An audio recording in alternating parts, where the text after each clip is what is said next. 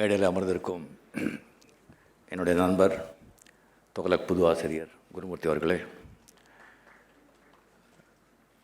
இங்கே வருகை தந்திருக்கும் மதிப்புக்குரிய பொன்னார் அவர்களே, இலா கணேசன் அவர்களே, தமிழிசை சௌந்தரராஜன் அவர்களே, மேடையில் அமர்ந்திருக்கும் ஷோசாருடைய நண்பர்களே, துக்ளக் வாசகர்களே, ஷோசாருடைய ரசிகர்களே, அனைவருக்கும் என்னுடைய அன்பார்ந்த வணக்கங்கள். ஷோசார் இல்லாத துக்ளக் ஆண்டு விழா, அதில் நான் பேச போகிறேன் அப்படின்னு சொல்லி நான் கனவு கூட தான் எதிர்பார்க்கல, நினைக்கவே இல்லை. கொஞ்சம் மனசு கஷ்டமாக இருக்குது. At the same time Thuglak வாசகர்கள் ரொம்ப அறிவார்ந்தவர்கள், விஷயம் தெரிந்தவர்கள், அறிவாளிகள். அவர் மத்தியில் நான் பேச போகிறேங்கிற ஒரு தயக்கமும் எனக்கு இருக்குது. நான் வாழ்க்கையில் பெருமைப்படுற விஷயங்க ஒரு 3 நாள் இருக்குது. ஒன்று, எனக்கு அமைஞ்ச ஆன்மீக குருக்கள் பற்றி நினைச்சு நான் பெருமைப்படுறேன். 2வது,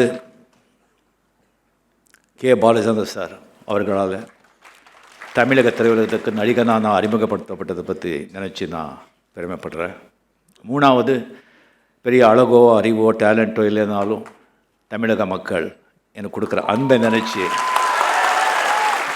நான் பெருமைப்படுறேன்.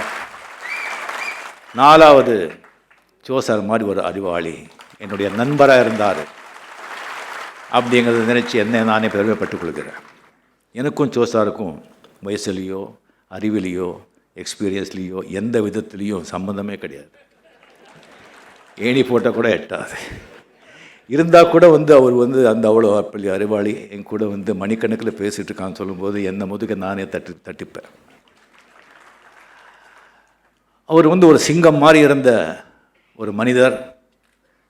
ஒரு 1-2 ஆண்டு காலம் உடம்பு சரியில்லாமல் ஹாஸ்பிட்டலில் அவர் உடம்பு சரியில்லாமல் இருக்கும்போது அவரை பார்க்கும்போது மனசு ரொம்ப கஷ்டப்படும், ரொம்ப வேதனைப்படும். அவர் கஷ்டப்படுறதை பார்த்து மறைஞ்ச முதலமைச்சர் புரட்சி தலைவி ஜெயலலிதா அவர்கள் இது ஷோசாரே என்கிட்ட சொன்னது. அவரை பார்க்க போகும்போது சொல்லியிருக்காரு, நான் இருக்கிற வரைக்கும் நீங்கள் இருக்கணும் அப்படின்னு சொல்லி. அதுக்கு நான் இருப்பேன்னு சொன்னாங்க. அதே மாதிரி அவர் இருக்கிற வரைக்கும் ஷோசார் இருந்தார்.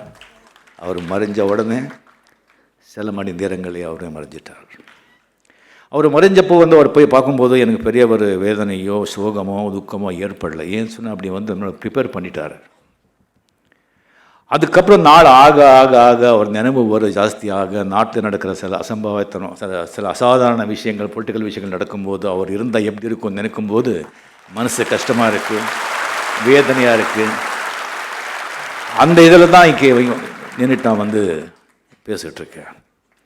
அவர் தான் மணிக்கணக்கில் பேசுகிறார். அவர் பேசும்போது சில டைமில் ரொம்ப அறிவாளி, நஷ்டலி அறிவாளி ஷோவாக பேசுவார். சில டைமில் பத்திரிகையாளராக பேசுவார், சில நேரில் அரசியல்வாதியாக பேசுவார், சில நேரம் லாயராக பேசுவார், சில நேரங்களில் பாமர ஒரு இன்னசென்ட் அப்படி அப்பாவித்தனமாக கேள்வி கேட்டு பேசுவார்.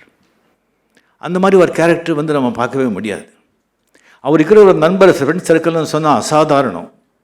பொலிட்டிஷியன்ஸ் மட்டும் இல்லை, கம்ப்ளீட் தொழிலதிபர்கள் எங்கேருந்து எந்தெந்தமோ.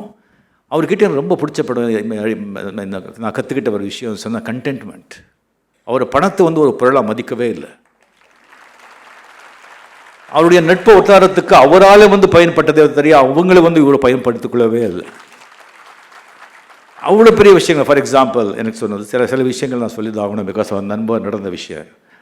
IPL அப்போ தான் பேச்சு நடக்குது. எல்லா விஷயம் அவருக்கு வந்துடும், வேறு விஷயம் வந்துடும். IPL அப்போ தான் நடக்கிறது. அப்போ என்கிட்ட சொன்னாங்க, ரஜினி இந்த IPL ரொம்ப பெருசாக வருதுன்னு தோணுது எனக்கு, இந்த சென்னை டீம் நீ ஏன் வாங்கக்கூடாது அப்படின்னு. சார் இப்போ இருக்கிற மேட்சே பார்க்க மாட்டாங்க, அந்த மேட்ச் இந்த மேட்ச் அது இது போட்டு இதில் எங்கே சார் நமக்குள்ளே சர்டி போட்டுக்கிறது மேட்ச் பண்ணுறது ஸ்டேட் டு ஸ்டேட் யார் ஜெயிக்க போகிறாங்க. இல்லை சார் நான் சொல்லிட்டேன், நீங்கள் பார்த்துக்குங்க. அப்போ ஃபியூ லேக்ஸ் தாங்க இருந்தது, இப்போ பல 1000 கோடி. இந்த மாதிரி பல விஷயங்கள். ஸோ அவர் ஷோசார் பற்றி எப்படின்னா, அவர் அந்த நையாடித்தனம், அந்த ஒரு காமெடி, அந்த டைமிங் அதெல்லாம் அவர் நினச்சி பார்க்கறது கிடையாதுங்க. அவர் அது தேடி பார்க்க மாட்டாங்க. அந்த முடியில்லாத மண்டையில் தானாக கொட்டும். அது ஔவையார் வந்து இளம் வயதிலேயே வந்து வரம் கொடுத்த மாதிரி நீ முதுமை ஆகிடுன்னு சொல்ல மாதிரி ஆண்டவன் வந்துட்டு முடியே கொட்டாமல் இருக்கணும், வயசே தெரியக்கூடாது அப்படின்னு சொல்லிட்டு அது வந்து மெடிக்கலி வந்துட்டு நீங்கள் வந்து என்ன ஒரு மீன் கெமிக்கல் இம்பேலன்ஸ் என்ன சொன்னால் கூட எனக்கு என்னமோ அது ஒரு டிவைன் இன்டர்வென்ஷனுங்கிறது தான் என்னுடைய ஃபீலிங். சார் என்கிட்ட வந்து ஒரு வார்த்தை சொன்னாங்க, இது வந்து நான் எப்படி அணுகிறேன்னு சொன்னால் முதல்ல வந்துட்டு ஒரு விஷயத்தை நான் முடிக்கணும். அந்த விஷயத்தை வந்து முடிக்கிறதுக்கு எப்படி சொன்னால் ஒரு கதையை சொன்னார், இது எதாவது வெளியே சொல்லுவேன், இதெல்லாம் என்ன சார் சொல்லிக்கிட்டேன் அப்படின்னு சொன்னாங்க. இல்லை நான் எங்கேயாவது சொல்லிட்டான்னு சொன்னேன், நீங்கள் சொல்லுவீங்க அப்படின்னு சொன்னாங்க. இப்போது அது சொல்கிறேன். ஒருத்தருக்கு வந்து உடம்பு சரியில்லை, ஒரு நோயாளி இரும்பு நோயாளி, இரும்பல் வந்துகிட்டே இருக்கும், பட் தயிர் மட்டும் விட மாட்டேங்கிறாங்க. தயிர் யாரும் வந்து வந்தால் கூட டாக்டர் வந்தால் கூட என்ன மெடிசன் வேணால் சொல்லுங்கள், நான் தயிர் மட்டும் சாப்பிடக்கூடாதுன்னு சொல்லக்கூடாது அப்படின்னு. சரி, ஒரு தயிர் விட மாட்டார், இரும்பல் போகாது. ஸோ ஒரு டாக்டர் வந்தார், சிவமாரி டாக்டர் வந்தார். ஸோ வந்த உடனே இங்கே வந்து மெடிசன் நீங்கள் தயிர் மட்டும் நோ அப்படி சொல்லக்கூடாது. சரி ஓகே, யார் சொன்னாங்க? நான் தயிர் சாப்பிடுன்னு சொல்ல வந்தேன். என்ன சொல்லுங்க? நல்லா சாப்பிடுங்க, இந்த மெடிசன் எடுத்துங்க, தயிர் நல்லா சாப்பிடுங்க, அது நிறைய பலன்கள் இருக்குது. என்ன பலன்கள் இருக்குது? முதல்ல வந்து எங்கள் வீட்டுக்கு திருட வர மாட்டான், ஏன்னா நைட்டில் இரும்பிட்டே இருப்பீங்க இல்லையா, திருட வர மாட்டான். ரெண்டாவது வந்து வருவது வீட்டுக்கு வரும்போது பார்த்தா நிறைய தெரு நாய்கள் இருக்குது, எந்த நாயும் உங்ககிட்டயே வராது. ஏன் எப்படி? ஏன்னா உடம்பு முடியாது, வீக் ஆகிடுற, கோல் ஒன்றுக்கிட்டு தான் போகணும், அப்போ எந்த நாய்க்கிட்ட வரும்? மூணாவது உனக்கு முதுமையே வராது. எப்படி? அது முன்னாலே செத்து போடுவேன், நீ தயிர் சாப்பிடு. யோ போயா நோ தயிர் அப்படி. ஸோ விஷயத்து வந்து அது எப்படி சொல்கிறது, அது வந்து ஈவன் சினிமா இண்டஸ்ட்ரியில் நிறைய விஷயங்கள் இருக்குது, அவரை பற்றி சொல்கிறதுக்கு எனக்கு டைம் இருக்கா இல்லையான்னு தெரியல எனக்கு. எம்ஜிஆர் மறைஞ்ச புரட்சியாளர் எம்ஜிஆர் வந்து ரொம்ப ரொம்ப நல்ல நண்பர்கள். ரொம்ப அது வந்து ஷூட்டிங் இல்லைன்னு சொன்னால் கூட எம்ஜிஆர் சார் வந்து இந்த சீனில் போடுங்கன்னு சொல்லி அவர்கிட்ட ஜாலியாக வந்து பேசிகிட்டே இருப்பாங்க. அப்போ தான் வந்து ஒரு தொகலுக்கு வந்து ஸ்டார்ட் பண்ண பீரியட். அப்போ வந்து மாட்டுக்கார வேலன் அப்படின்னு சொல்லிட்டு நீலகண்டன் டைரக்ட் பண்ண ஒரு படம் வந்து அவர் பண்ணது சூப்பர் டூப்பராக போயிட்டுருக்கு. அந்த டயத்தில் வந்து தொகலக்கில் வந்துட்டு எம்ஜிஆர் சாரை பற்றி ஒரு கிரிட்டிசைஸ் பண்ணி விமர்சனம் பண்ணி சார் எழுதுகிட்டே இருந்தார். அது எம்ஜிஆரே பெருசாக கண்டுக்கல, பட் நீலகண்டன் ரொம்ப கோபம். வேறே ஒரு ஷூட்டிங்கில் வந்துட்டு அவர் சார் உட்காந்துருக்காரு, இப்போ எம்ஜிஆர் அங்கே உட்காந்துருக்காரு. கேட்டு என்ன உங்கள் பத்திரிக்கை நல்லா போகுது, சர்க்குலேஷன் நல்லா போகுது, இன்னொரு பத்திரிக்கை இருக்குது அது தரம் எப்படி, அது ரொம்ப நல்லா தரும், சர்க்குலேஷன் நம்மளோட கம்மி தான். இன்னொரு பத்திரிக்கை இருக்குது அது எப்படி, நல்ல பத்திரிக்கை தானே, நல்ல பத்திரிக்கை, சர்க்குலேஷன் நம்ம தொகலோட கம்மி தான். இன்னொன்று இப்படியே சொல்லிட்டு அது எப்படி நல்ல பத்திரிக்கை எல்லாம் வந்து அவ்வளோ சர்க்குலேஷன் இல்லை, உங்கள் பத்திரிக்கை சர்க்குலேஷன் நல்லா இருக்கு அப்படி சொன்ன உடனே சார் சொன்னாங்க, இது என்னங்க ஆச்சரியம், நல்ல படங்கள்லாம் ஓடாது, மாட்டுக்காரன் பேரில் ஓடிட்டு இருக்க.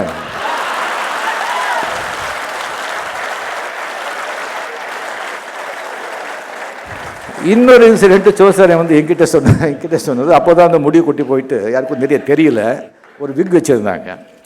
ஒரு விக் வச்சுட்டு இருக்கும்போது ஒரு டப்பிங் வந்து பேசிகிட்டு இருக்காங்க எம்ஜிஆர் சார், இன்னொரு ஹீரோயின் சார். டப்பிங் பேசிருக்கும்போது எம்ஜிஆர் அந்த ஹீரோயினுக்கு ஒரு வந்து சிக்னல் கொடுக்குறாங்க கேளுன்னு சொல்லிட்டு.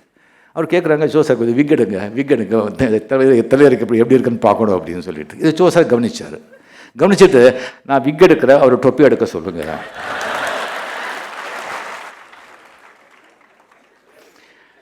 Sivaji sir picture, P Madhavan அது சொன்னாங்க, சிவாஜி சார் தம் அடிக்கிறாங்க. பி மாதவன் சொன்னாங்க, நீங்கள் வந்து சிவாஜி சார் தம் மட்டும் அடிக்காதீங்க, அவர் அடிக்கிறாரு, அது ஓகேங்க, நீ வந்து பண்ணாத.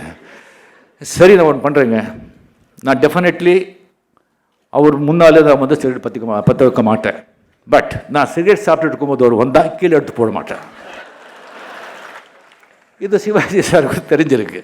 அவர் வந்த உடனே இருக்கானா, சிகரெட் சாப்பிட்டுட்டு இருக்கானா, அவன் சிகரெட் சாப்பிட்ட பிறகு நான் உள்ளே வர்றேன் இங்கே இருந்து சொல்லிட்டு அது முடிச்சு தான் அவர் வந்து வெளியே போவார்.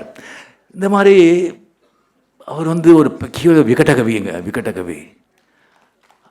அவருக்கு வந்து ஆக்சுவலாக பார்த்திங்கன்னா நான் தமிழ்நாட்டில் வந்து அவர்கிட்ட போகாத அரசியல்வாதிகளே கிடையாது, அவர்கிட்ட வந்துட்டு அவருடைய ஒப்பீனியன் அவருடைய கருத்தை கேட்காத அரசியல்வாதிகளே கிடையாது, அது எல்லாருக்கும் தெரியும். சரி, அது தமிழ்நாட்டில் ஓகே தெரியும். இந்த பத்திரிக்கை வந்து உண்மை ஒத்துக்கல, அப்போ ரொம்ப பெரிய சர்க்குலேஷன் இருக்கிற பத்திரிக்கைன்னு சொல்ல முடியாது. இவர் வந்து ஒரு பெரிய நேஷ்னல் பேப்பர்ஸில் எல்லாம் வந்துட்டு ஒரு காலனிஸ்டாக எழுதுனாங்க, பெருசாக புரட்சி பண்ணாங்க, அப்படிலாம் ஒன்றும் கிடையாது. இருந்தாலும் முரார்ஜி தேசாயிலிருந்து, சந்திரசேகர்லேருந்து, வாஜ்பாயிலிருந்து, அத்வானியிலிருந்து நம்ம மோடி சார் வரைக்கும் அவருடைய நல்ல நண்பர் எப்படின்னு சொன்னால், ஒரு இக்கட்டான ஒரு சூழ்நிலையில் அவரால் சால்வ் பண்ண முடியாது, சரியான இன்ஃபர்மேஷன் லிஸ்டிங் கிடைக்கலன்னா சார் கிட்ட தான் கேட்பார். ஏன்னா அவர் சொன்னால் கரெக்டாக இருக்கும், ஒரு இதாக இருக்கும். இவ்வளோ பெரிய நம்ம ஏன் இத்தனை பேர் இருக்காங்க, இத்தனை பேர் அவர் இது பண்ணியிருக்காங்க சொன்னால் அவருடைய என்ன பலம் சொன்னால் ஒன்று தாங்க, உண்மை. உண்மைதான் அவருடைய ஸ்ட்ரென்த். காயா வாச்சா மனசா, உண்மைதான் யோசிப்பார், உண்மையே பேசினார், உண்மையை எழுதினார். அதை தவிர வேறு ஒன்றும் கிடையாது. அந்த மாதிரி ஒரு உண்மையாக வாழ்ந்த ஒரு மனிதர், உண்மைக்கு வந்த ஒரு சக்தி. பட் இந்த உண்மையுடைய விலை என்ன? உண்மையுடைய விலை தைரியம், நேர்மை, நாணயம், சுயநலம் இல்லாமல் இதெல்லாம் இருந்தால் தான் தைரியம் வரும். அந்த தைரியம் வந்த பேரும் புகழும் தானாக வரும். அந்த பேரும் புகழோடு அவர் இருந்து நம்மளை எல்லாரையும் சிந்திக்க வச்சிருக்காரு, ரசிக்க வச்சிருக்காரு. அவர்கிட்ட நம்ம கற்றுக்க வேண்டியது, நம்ம உண்மையே பேசி உண்மையே நடந்துக்கிட்டு உண்மையாக இருந்தால் மதிப்பும் மரியாதையும் சந்தோஷமும் ஏறும். அந்த பெரிய ஒரு மகான் அந்த விட்ட இடத்த நம்ம குருமூர்த்தி அவர்கள் நிரப்பியிருக்காரு. குருமூர்த்தி ஒரு சாதாரண மனிதர் இல்லை. அவருடைய ஒரு ஹவர்ஸ் இன்டர்வியூக்காக எத்தனையோ பெரிய ஆளுங்களை வெயிட் பண்ணிகிட்ருக்காங்க. அவருடைய ஒரு கன்சல்டேஷன் 1 hour கன்சல்டேஷன் சம்பளம் கேட்டிங்க சொன்னால் மயங்கி விழுந்துருவீங்க. அவர் அவருடைய டைமை ஒதுக்கி இந்த பொறுப்பை ஏற்றுக்கிறது ரொம்ப சந்தோஷம். At the same time of course அவர் எழுதியிருக்காரு, இந்த originality imitation is suicidal, but still அந்த சோசாருடைய அந்த ஒரு சோசார் இருக்காருங்கிறது அங்கங்கே துகளத்தில் இருந்துக்கிட்டே இருக்கணும். அப்படிங்கிறது சொல்லி இந்த பத்திரிக்கை நீர்வழி மறுபடி எல்லாமே முதல்ல சோசார் இருக்கும்போது எப்படி இருந்ததோ அப்படியே இன்னும் மேலே நம்மளை சிந்திக்க வைக்கணும், மகிழ வைக்கணும்னு சொல்லி அவர் ஆத்மா சாந்தி விடைபெறுகிறேன். நன்றி, வணக்கம்.